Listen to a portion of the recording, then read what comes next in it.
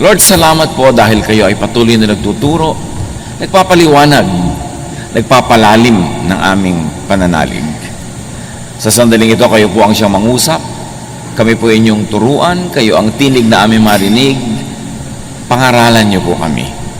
At nawa ang mga aral na magmumula sa inyo, maging gabay sa araw-araw na pamumuhay, magbukas ng aming pananaw at makita namin na iyong kaluwalhatian.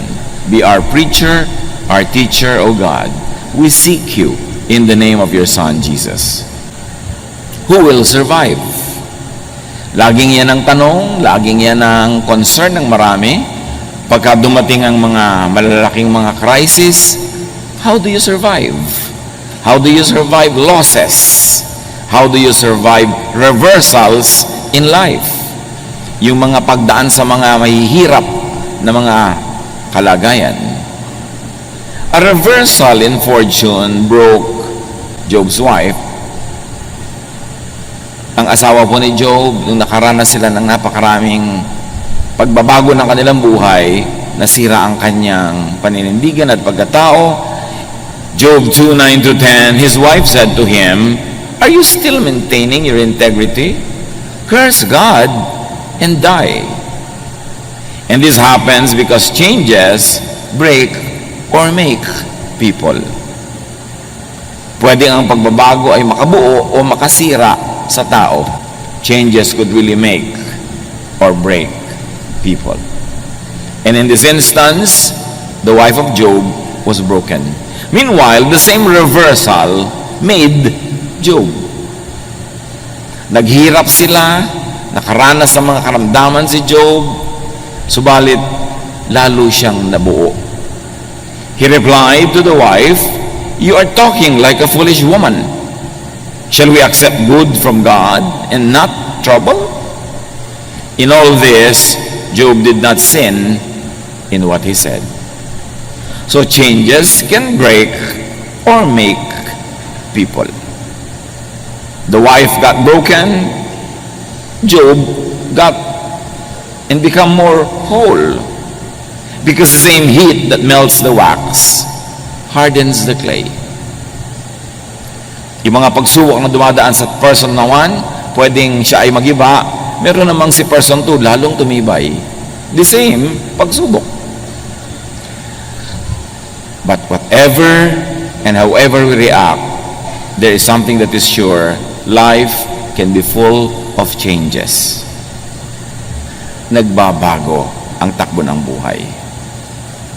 Hindi ko mo maginahawa ay laging maginahawa, at hindi rin naman ko mahirap ay laging mahirap. Hindi dahil laging masaya, puro saya, hindi rin naman puro lungkot. Gumugulo nga, sabi nila, itong wheel ng buhay. At hindi mo alam kung anong pwede mangyari. Pwede ang saya mo ngayon, bukas mas masaya pa. Tapos sa susunod, mas higit pang masaya, o kaya masaya ka ngayon, bukas pa na malungkot. Proverbs 27:1, you do not know what a day may bring. Walang nakakaalam. Hindi mo alam kung gaano kahaba ang buhay. Sabi sa Luke 12:20, but God said to the foolish man, you fool, tonight you will die. Then who will get what you have stored up? Puro ka ipon ng ipon, puro ka payaman ng payaman, nalimutan mo ibang mahalaga sa buhay, kung nabawian ka ng buhay ngayon, sino makikinabang sa pinaghirapan mo? Bakit hindi mo pinakinabangan ang pinaghirapan mo? Iba lang ang makikinabang niyan. Hindi natin alam kung ano ang kasunod ng oras na ito. Because change keeps happening. Laging nagbabago. But though some details change, some general factors, some general configurations do not change. Merong sobrang nababago, meron ang liit-liit ng pagbabago. Tulad ng nakaikot na sa orasan ng buong 360 degrees yung kamay na pang seconds, pero yung kamay na pang minute, 1 degree pa lang ang ginalaw nun. Kapraso pa lang ginalaw niya. Samantalang nakaikot na ng buong ikot yung hand ng seconds. Meanwhile, nakaikot na ng buong ikot yung hand for minutes, kapraso lang iginalaw nung for hour. Ganun. May mga malalaki, may mga maliliit na nangyayari, pero laging may nangyayari. Ecclesiastes 1, 5 to 7. The sun comes up, the sun goes down, it hurries back to where it started from. So you think nothing changed, but the position of the earth has changed in relation to the sun, and the position of the sun had changed in relation to the entire galaxy. Maraming pagbabago, maliliit at malalaki. The wind blows south, the wind blows north, round and round it blows, over and over again.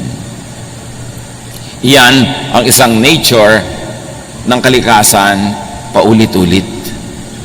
All rivers empty into the sea, but it never spills over. One by one, the rivers return to their source. Ang lahat daw ng tubig ng mga ilog ay pumupunta sa mga dagat, nagiging maalat, mag-evaporate, magiging ulap, uulan uli, magiging fresh water na naman sa mga ibabaw ng bundok, pupunta na naman sa ilalim ng lupa, magiging spring, tapos lalabas sa mga ilat, sa maliliit na mga batis, hanggang maging ilog uli, paikot-ikot ang tubig. Nasabi nila, wala ni isang patak ng tubig na nawala o nadagdag dito sa ating planeta mula no ito'y nilikha.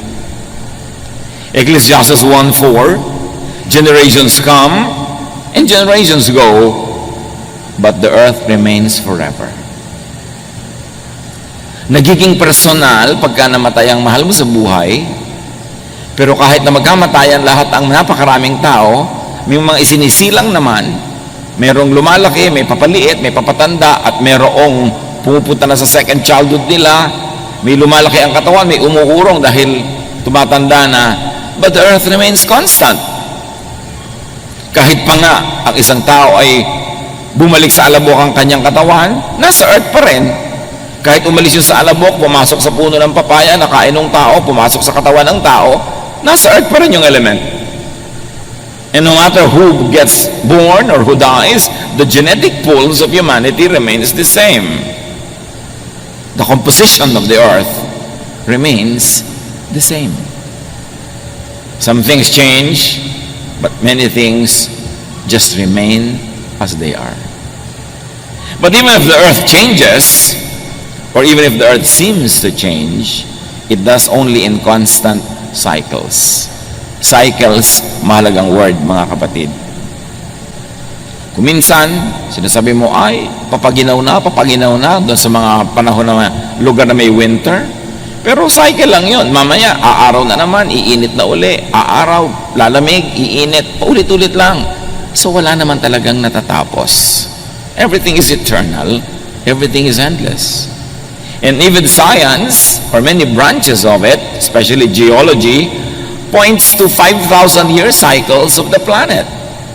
Nasabi nila, every 5,000 years, and then every 10,000 years, nagkakaroon ng major changes and rebirth and reordering of the planet in the planet. Kaya ngayon, takot na takot tayo sa global warming, natutunaw ang mga yelo. Napakarami nang natunaw noong unang panahon. Kaya nga yung mga sinasawag na land bridges ay lumubog sa tubig noon. Kasi may natunaw na. Bago pa itong ngayon. At nanatili naman ang mundo. Nanatili ang buhay. At kung sakali ang magkatunawan na uli yan, sinong sasabi na ang kasunod naman ay magpi-freeze uli sila sa North and South Pole. Paikot-ikot ang buhay. Huwag sobrang matakot yan sa global warming. Let's do what we can to preserve the environment. But many things are beyond our control. Life gets born, life as it is known dies, and that gets reborn. Paikot-ikot, paulit-ulit in cycles. To the point that what many people think the end of time, being mentioned nearly in all religions, could be the end of a cycle. The end of a period, an era. The end of a time frame, followed by rebirth and renewal. Takot na takot tayo sa nangyari sa extinction ng mga dinosaurs. May mga na-extinct na mga species na iba ang takbo ng planeta. But sabi nga ng Jurassic Park, life finds a way. Umiikot ang cycles of life. Yung kinakatakutan natin na end of time, End of the planet ba yon o talagang end of time? At anong ibig sabihin ng time? Katulad sabi ni Jesus sa Matthew 28:20, I am with you always to the very end of the age. Hindi sinabi ni Jesus to the very end of the planet. Lagi ang interpretation ng mga tao dyan, end of the planet. Wala namang sinabing ganon, to the end of the age. What kind of age? Maybe the age of the temple worship, or the age of the birth of the church, the age of the difficulties that Rome would bring to the people of the world. What kind of age is that? O saan sinasabi ni Jesus, hanggang magsara ang oras, nandun ako. Pero anong oras yon? Kasi pag may nagsarang oras, may nagsisimula uling bagong oras. Tulad nung araw, kasabihan, matulid ka pa sa alas 4. Nagtataka mga tao, ano kayong alas 4 at mabilis ka pa sa alas 4? Kasi nung araw, dyan sa may Metropolitan Theater, sa may post office building, malapit sa Pasig, meron dyang ice plant. At pagpitada ng alas 4, tutunog ang sirena, ang mga tao off na sa trabaho. At yung iba, pagpitada, nandun na sila sa gate, ang bilis silang lumabas pa uwi, kaya sabihin, mabilis ka pa sa alas 4. Pero nung natapos ang oras ng trabaho sa alas 4, nagsimula naman ang oras ng kanilang private life. So pag may natatapos na oras, may nagsimulang bago. Huwag kang laging matakot sa end of time. Because whenever there's an end, there's a new beginning. 1 Corinthians 10:11, these things happened to them as examples and were written down as warnings for us, on whom the culmination of the ages has come. Kita nyo sa Corinthians, sinasabi, ito isinulat para sa atin, babala sa atin, sa panahon natin, dumating na ang end of time. 2,000 years ago na yan Ibig sabihin, yung end of time na yun, hindi end of all time and of the planet, end of some time that was known to them. A kind of epoch, a kind of era, a kind of period characterized by certain qualities that would end because other qualities would be born. 1 Peter 1:20, He was chosen before the creation of the world, but was revealed in these last times for your sake. So Peter was referring to Jesus. Sinasabi niya, bago pa nilikha ang mundo, siya pili na isusugo. At ngayon, isinugo na ngayong mga huling araw. Again, 2,000 years ago na yung mga huling araw na yon. So yun ay mga huling araw ng ano? Huling araw ng Judaism? Huling araw ng rule ng Rome over Israel? Huling araw ng ano? Pero hindi sinabing kahuli-hulihan ang lahat-lahat ng panahon. Which of course, religion sometimes misreads, misinterprets, and scares everybody with it. Acts 2:17, in the last days, God says, I will pour out my spirit on all people. Dumating ang Espiritong Banal, napuspos ang mga alagad ni Jesus na nagtitipon-tipon sa isang kwarto. At nung sila'y puspusin ng Espiritu, naglabasan sila speaking in various tongues in many different languages. At nung ipinapaliwanag ni Pedro yung phenomenon na ito sa mga taong hindi nakakaunawa, sabi niya, hindi ba?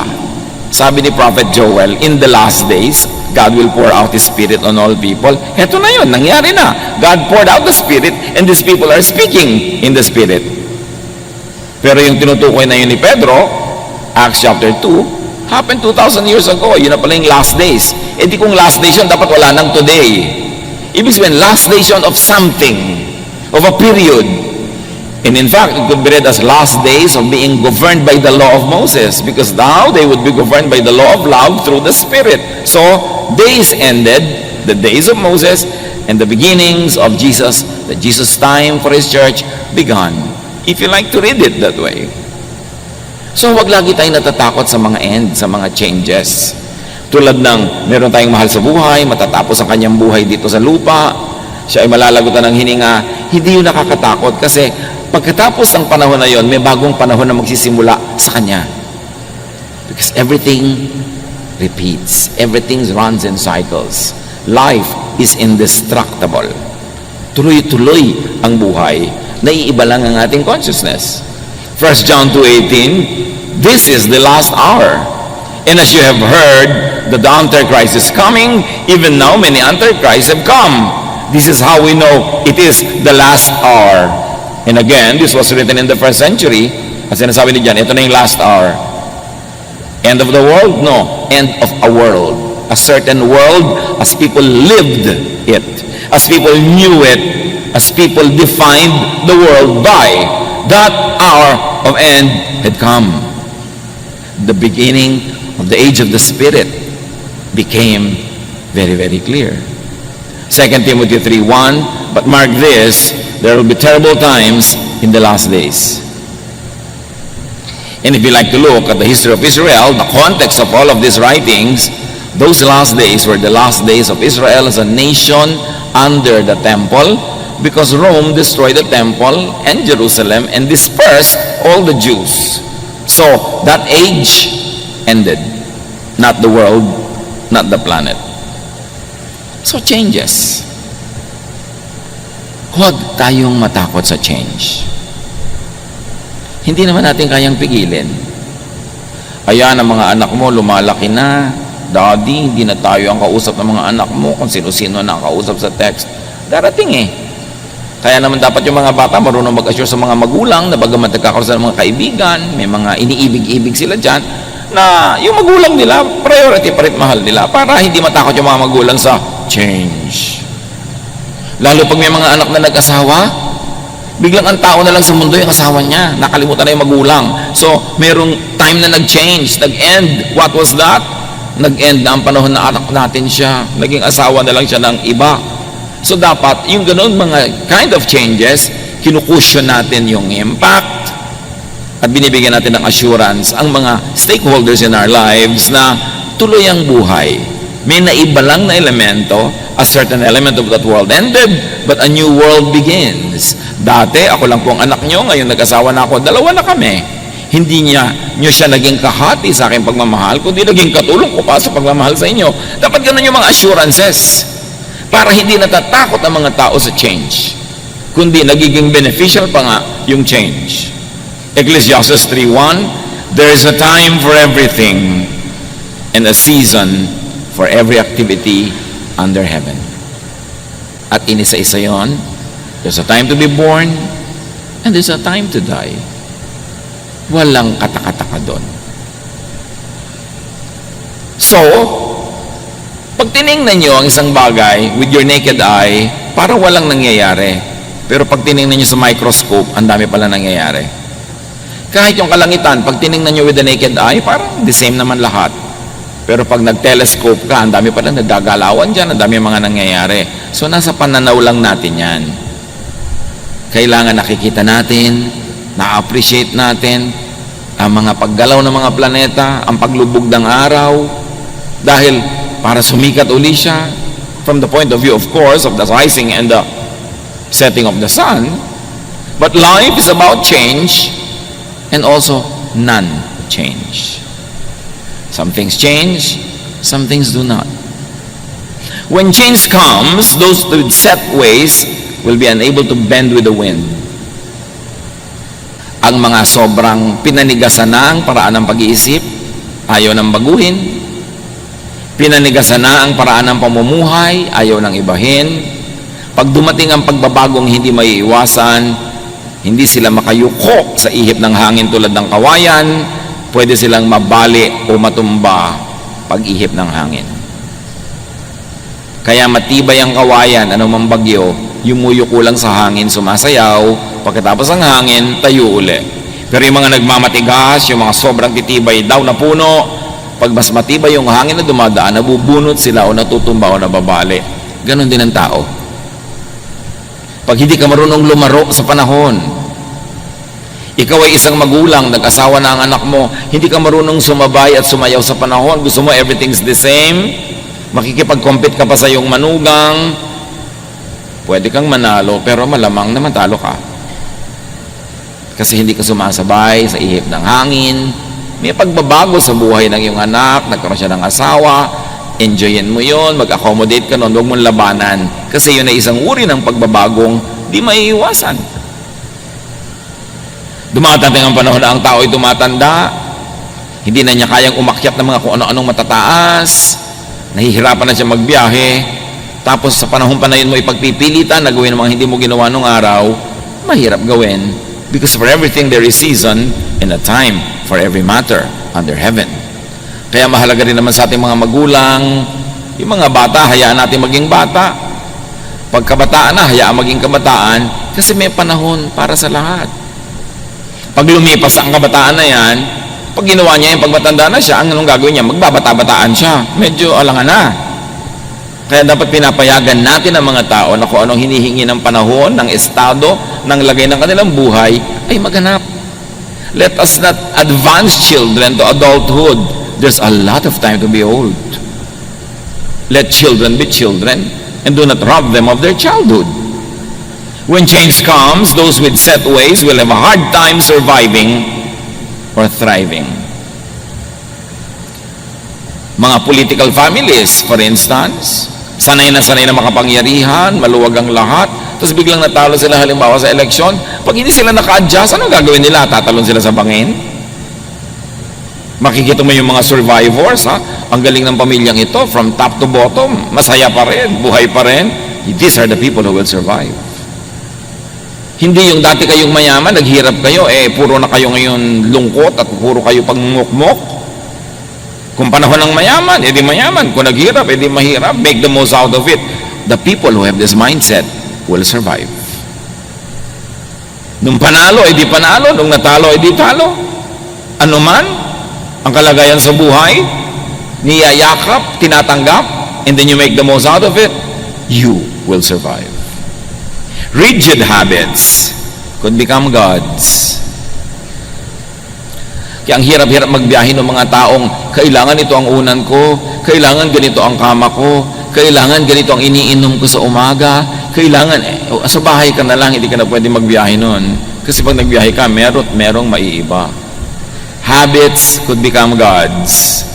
Kaya tiyakin natin ng mga kapatid na yung mga habits din natin, tayo ang Panginoon ng habit, hindi yung habit ang Panginoon. Yes, nakasanayan mo na matulog sa ganung oras, pero mga panahon hindi pwede yun. So dapat ma-control mo yung sarili na mag-adjust sa panahon kasi may panahon na dapat talagang ibahin yung habit. Traditions, lifestyles, religiosity, even very stiff religious doctrines could become prisons. Like rigid habits. Nakukulong ka. Hindi ako pwedeng kumain yan kasi ganitong araw ngayon.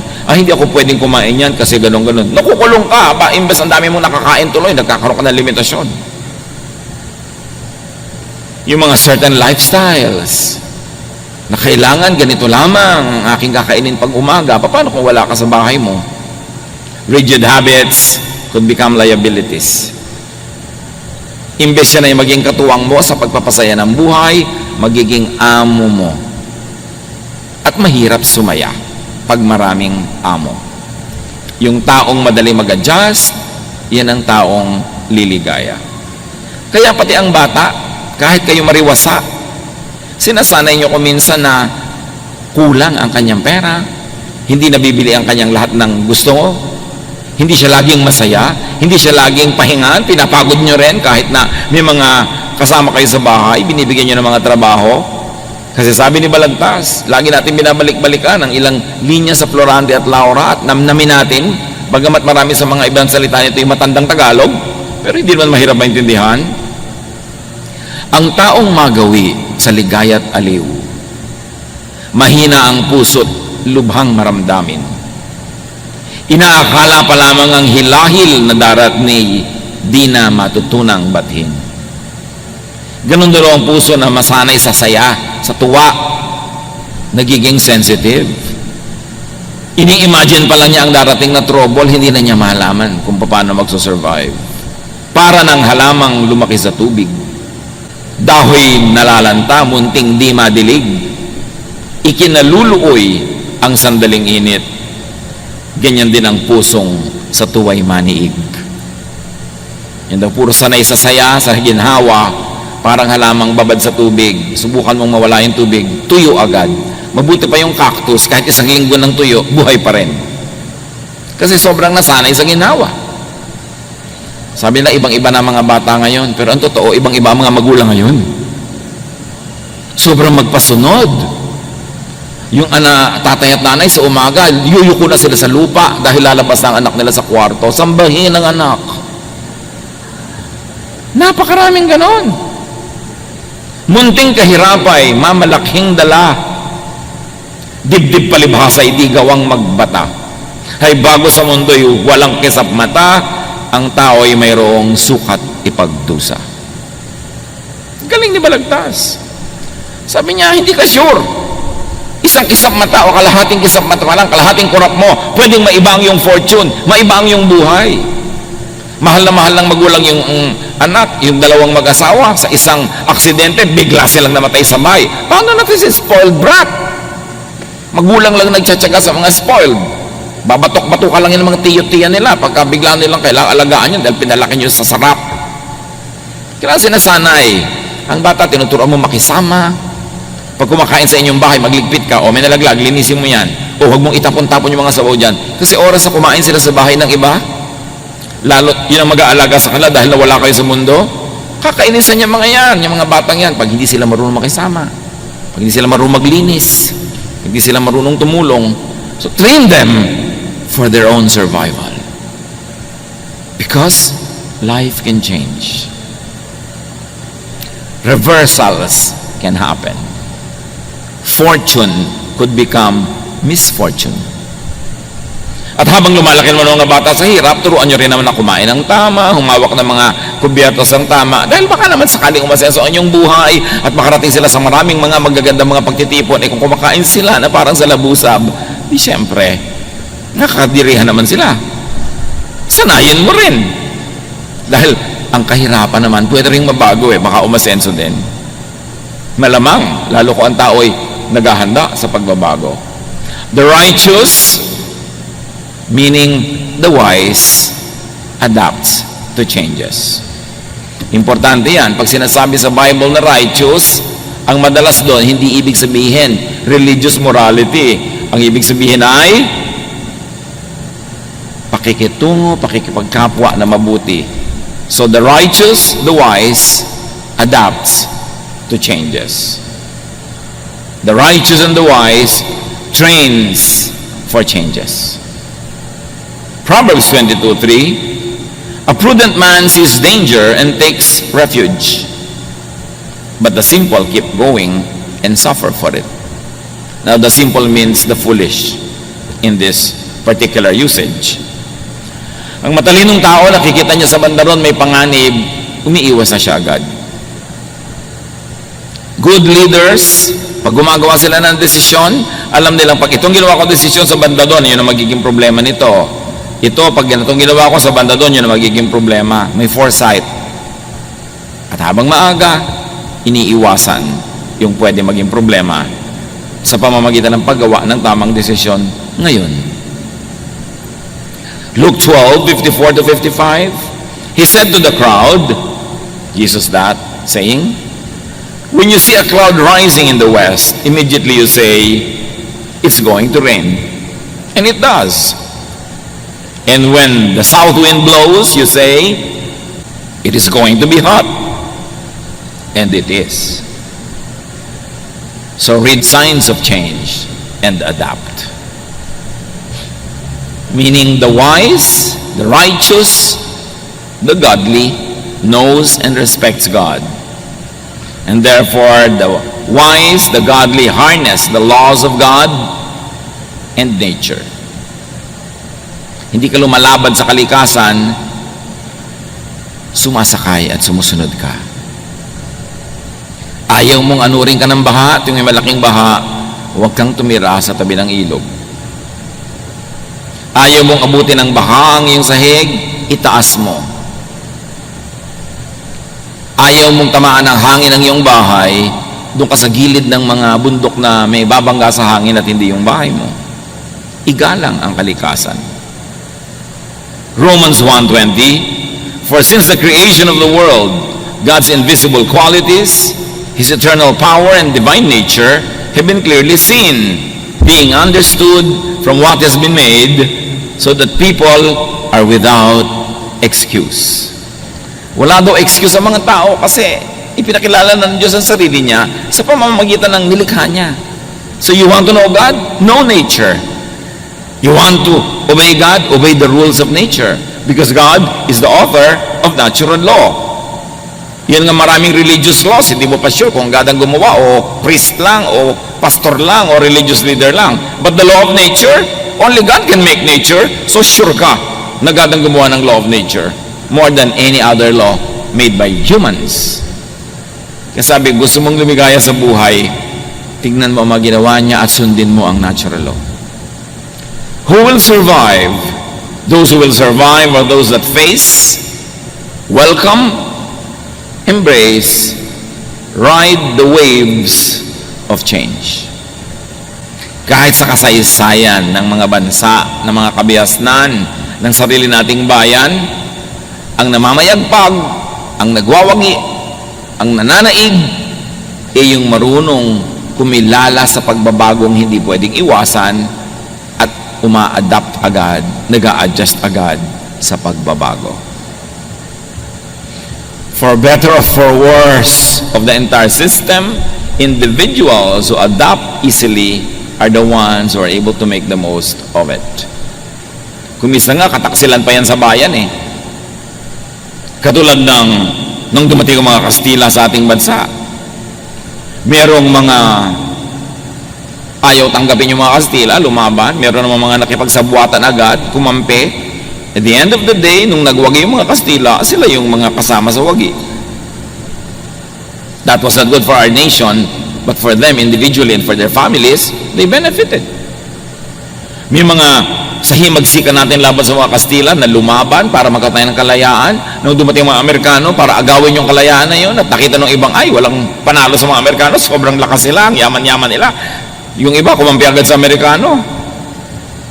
Pinagtak sila ng bayan, pero yung family nila nakinabang. Sila agad itong mga gobernador, sila agad itong mga appointed leaders, kasi nakipagsabuatan sila. Ganon din ng panahon ng Hapon. Ngayon, you should let your morality dictate how you would adapt to changes. Maninindigan ka ba para sa tama o kakampi ka agad sa mali dahil lang parang siya ay mananalo? Dapat alam mo lang na, yes, maraming pagbabago sa buhay. Ano ngayon ang gagawin mo sa mga pagbabagong ito? Saan ka dapat manindigan? Kaya naman yung mga nagkampihan agad sa Hapon, nung bumalik ang gobyerno ng Pilipinas, nung sinakop muli ng mga Amerikano ang Pilipinas, at nakuha uli sa Hapon, sila na naman yung amo, o ipinagkukulong naman yung mga kumampi sa Hapon. Kasi po bago-bago ang mga pangyayari. At pag tinignan nyo ang political landscape, yung mga pinakamabilis magbalibaligtad ng kanilang mga prinsipyo at paniniwala at membership, sila yung madalas wagi. Isa lang yung ibig sabihin nun, hindi sa tama o maling ginagawa nila, kundi yung marunong mag-adapt, yung marunong mag-adjust, yun ang nagsusurvive. The progressive survives more than the conservative. Kasi yung conservative, buong karuman, tikuhan niyang niyayakap yung papaalis na o wala na, habang tinatanggihan niya yung nandyan o yung paparating. So ang mangyayari, pag naghari yung paparating, wala siyang hawak, kundi yung lumipas na, natapos na. Those that learn to make the most out of any and every situation will survive. Those that adapt, those that teach themselves to be satisfied with the best that could be available at the moment. Philippians 4:11-13. I am not complaining about having too little. I have learned to be satisfied with whatever I have. I know what it is to be poor or to have plenty. And I have lived under all kinds of conditions. I know what it means to be full or to be hungry, to have much or too little. Christ gives me the strength to face anything. Yan ang sinabi ni Paul. Sa meron at wala, sinisikap kong maging makabuluhan at kung pwede pa'y maging masaya. Pinalalakas ako ni Jesus para harapin ang hindi pwedeng talikuran, tanggapin ang hindi pwedeng tanggihan, hayaang mangyari ang hindi ko kayang ibahin. Ang malulungkot sa buhay, yung lagi ang hinahanap ay wala. Daddy, mag-abroad ka na, wala tayong kapera-pera. Tapos ang nag-abroad, Daddy, miss na kita. Pinag-abroad mo eh. Diba? Tingnan mo na lang yung picture. Total, mayarami na ngayong paraan para mag-usap kayo. Pero huwag mo siyang lagi, I miss you, tuloy uuwi na. Pag umuwi na, ba't umuwi ka na? Enrollment na. Hindi na malaman ng tao kung saan siya pupunta. Meron naman gusto mag-abroad. Pag nasa abroad na, naku, miss ko ang puto bongbong, naku, miss ko ang kabetsile, miss ko ang siniguelas. Yan, nag-abroad ka eh. Di kumain ka ng pumpkin. Kumain ka na kung ano-ano dyan. Hindi yung nandun ka, ang iniisip mo nandito. Pag uwi mo naman dito, ang init-init naman dito, mabuti pa sa Canada. Yung iba pa, mabuti pa sa Canada. Di ba? So, nandito ka. Pag nandito ka, enjoyin mo dito. Pag nandun ka, enjoyin mo. Hindi yung kung nandun ka, ito iniisip mo. Nandito ka, yun ang iniisip mo. Kahit sa ka pumunta, sala sa init, sala sa lamig, lulungkot ka lang. Dapat kung ano yung katotohanan na hindi mo pwedeng palitan o pinili mo ba nga, tanggapin mo nang sumaya ka. Proverbs 10:25, when the storm has swept by, the wicked are gone, but the righteous stand firm forever. Again, yung wicked dito at yung righteous, hindi moral yon. You could read it in original language and it will accommodate that righteousness here doesn't mean religious morality. It means wisdom.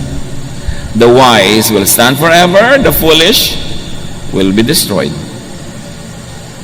And wisdom is being one with time, in unison with creation, with nature, with the season. Kung ano yung panahon, yun ang tanggapin mo at sikapin mong maging masaya. Proverbs 26:13, the sluggard says, there's a lion in the road, a fierce lion roaming the streets. Yung daw tamad, yung mabagal, yung patay-patay, may nakitang leon na nasa kalsada, sabi niya, ay may leon, nakakatakot na leon, pero wala naman siyang ginawa. Tapos lalabas pa siya, nakain siya tuloy ng leon. Dapat may ginagawa ka. Huwag mong tatanggapin ang sitwasyon na gano'n na lang. Huwag mo sasabihin, ganyan lang talaga yan. Kasi pag ganyan lang talaga yan, sinabi mo na, ibig sabihin, wala kang babaguhin. Dapat pag hindi maganda ang sitwasyon, hindi mo sinasabing ganyan lang talaga yan. Ang dapat mong sabihin, dapat hindi ganyan. At may gagawin tayo para maiba yan. Then may iba mo ang iyong buhay. Pero yung naku, wala akong magagawa.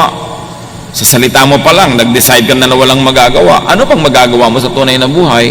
Dapat sabihin mo, no, may magagawa tayo para ibahin yan. Para maiba mo ang iyong buhay. Pero pag nagawa mo na ang lahat ng kayang gawin, sagad na, nando na, wala ka na ibang pwedeng gawin, tanggapin mo na and be happy with it. That's how you will survive. Ecclesiastes 7:10, do not say, why were the old days better than this? It is not wise to ask such questions. Hindi daw mabuting laging nagdadrama na buputi pa nung the good old days.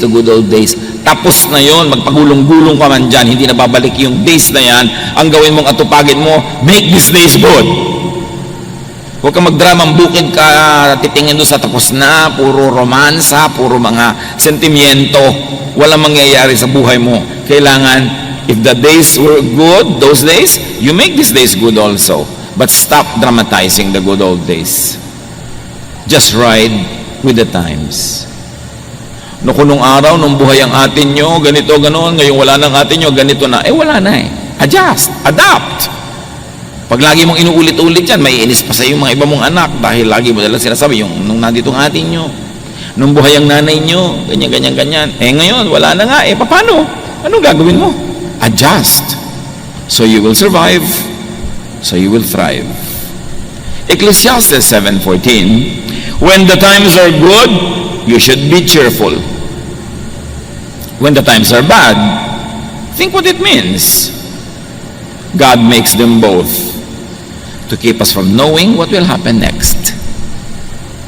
Pag daw masaya, magsaya ka. O kung malungkot ka. Pero hindi yung oras ng saya, doon ka naglulungkot. Tapos nagsasaya yung iba, doon ka malungkot. O kaya ang lungkot ng iba, doon ka naman tawa ng tawa. Wala ka sa lugar. Sabi kong, masaya, magsaya. Kasi lahat yan, gawa rin ng Diyos. At kung hindi man niya sinadyang gawin, pinayagan niya mangyari dahil sa mga ibang dahilan na maring hindi mo batid, ride ka na lang sa panahon. Kailangan, di ba? Sabi ni Sampaguita, panahon na para magsaya. Kung umabot kayo kay Sampaguita. Umabot ba kayo dyan, mga anak? Di ba? May Google naman, Google nyo. Hindi yung, sabi niya, ayaw ko ng pa-try. Gusto pa ito, bigay. Kasi kung masaya, di sayahan na. Huwag nang pigil-pigilin ang mga sarili. Kasi baka bukas lungkot naman eh. Tapos manghihinayang ka. Tulad ng ang daming pagkain, nag-iinarte ka pa, ayaw mong kumain. Pag uwi mo, sayang naman, hindi ko nakain. Sayang, hindi ko nalulun yung buong baka. Kasi, hindi mo pa ginawa nung nakahain. Kung ano yung meron sa iyong kamay ngayon, yun ang enjoyin mo. Just make the most of time, make the most of opportunities. Paano mo haharapin ang mga panahon ng lungkot? Paano ka maghahanda sa mga panahon ng hirap? Habang pwede, magsaya ka. Habang pwede, mag-impok ka. Enjoyin mo ang kariwasaan. Para kung dumating ang kahirapan, your memory will make you go through the difficulty. Yung mga saya na inabot mo, yun ang magiging baon mo sa madidilim, malulungkot na mga araw na darating sa buhay. Kaya yung may opportunity to be happy, take it. Because there will be days of sadness. There will be days when there's nothing you can do but accept it. Psalm 90 verse 12, teach us to number our days, that we may gain a heart of wisdom. Turuan niyo po kaming bigyan ng katuturan ang bawat araw na dumadaan sa aming buhay. Huwag masayang ang oras. Matthew 6:34, sabi ni Jesus, therefore do not worry about tomorrow. Tomorrow will worry about itself. Each day has enough trouble of its own. So how do you survive? How do you prevail? Harapin mo lang yung hawak mo ngayon today. Yung bukas naman. Hindi yun pa ngayon. Many people break down because they solve the problems of today, and tomorrow they solve it today. No, the grace given to you by God is good only for your problems today. Tomorrow's problem will be accompanied by tomorrow's solutions. Hindi mo dapat paghati-hatiin ng konti mong lakas hanggang sa 3 years pa from now, sinosolve mo na. Pagdating nun, may kakambal yun na solusyon. Yung problema mo ngayon, may kakambal na solusyon. Focus on it and you will go through it. Kasi marunong si Lord. Alam niya ating load limit. The Lord does not allow us to take more than what we can bear. Bakit hindi ko po makaya? Kasi hindi pa binibigay sa iyo ngayon, pina-fast forward mo na Kaya hindi mo na makaya. Huwag mo nang isipin yung masyadong malayo pa. Yun lang ngayon. Yung ngayon, kaya mo yan. Kasi alam ng Diyos ang ibinibigay niya sa iyo. Sukat. Parang tulay, nakalagay 10 tons, 20 tons, may load limit. Alam din ni Lord ang load limit natin. Even temptation nga, sabi, the Lord will never permit you to be tempted beyond your strength. So, i-allocate natin yun. Pakinabangan natin yung binibigay sa atin ng Diyos. Focus on the task at hand. Tomorrow's needs will be accompanied by tomorrow's provisions. Kaya pati sa prayer, sabi ni Jesus, give us this day our daily bread. Paano po pag nagutom kami 20 years from now? Ang layo pa nun, yung pagkain niya, tiyan mo ngayon at sikasuin mo. May makakain ka ba ngayon? Meron po. Siya, magsaya ka na ngayon. Bukas mo na isipin yung iba. Hindi ibig sabihin na huwag kang magplano, huwag kang maging good planner sa buhay. Pero plan, but do not worry. Plan, so that tomorrow you will harvest, but do not dig today what you plant today to see if it is growing. Leave it alone. Go back to it tomorrow. Lahat may panahon. Face challenges one at a time. That is how you survive. Nakita niyo ang tulay, ang load limit, 10 tons. So pag may dumadaang truck na 10 tons, kaya niya. Pero yung 3 truck na sabay-sabay na dumaan doon, guguho. Kasi hanggang 10 lang Tayo din may limit. So face your challenges one at a time. Huwag niyong pagsabay-sabayin. At ang madalas magpahirap sa atin na nagsasabay-sabay ang problema ay ating guni-guni, ang ating imahinasyon. Pag inisip na natin lahat sabay-sabay na darating yan, para na tayo magigiba. Pero hindi natin naiisip yung kasabay na solusyon pag dumating yan. Survive. Thrive. And very importantly, train children to survive. Practicein nyo silang mahirapan. Practicein nyo silang makisama. Hindi kayo nakakatiyak na laging kayo ang magiging kasama nila. Turuan nyo sila sa hirap at ginhawa para maging sanay sila anong nang dumating sa buhay, at whatever happens, they too will survive. Salamat Panginoon dahil binibigyan nyo kami ng survival blessings, survival mechanisms. Teach us na ayusin namin ang pag-iisip namin, not to fast forward problems, but to face them when we get to there. Turuan niyo po kami, Panginoon, na yun lamang ngayon ang aming asikasuhin at yung bukas, nandun pa rin kayo, magbibigay kayo ng mga blessing na tama sa mga pangangailangan namin sa kinabukasan. Pagbulay-bulayan natin ang lahat ng ito, hanapan ng personal application sa buhay. Lord, as your people bow in prayer, in silence, let your voice finish the message, customize it for each one, make it personal. Be with the Lord in silent reflection.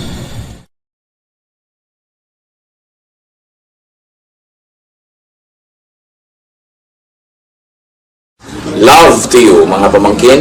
Dito tayo mag-aral ng salita ng Diyos. Dito tayo mag-aral ng mga practical na bagay, magdalanginan para sa isa't isa, makinig ng mga mensahe, at dito tayo magsasama-sama spiritually sa ating official Ed Lapis YouTube channel na ang address ay Sabi ni Kuya Ed.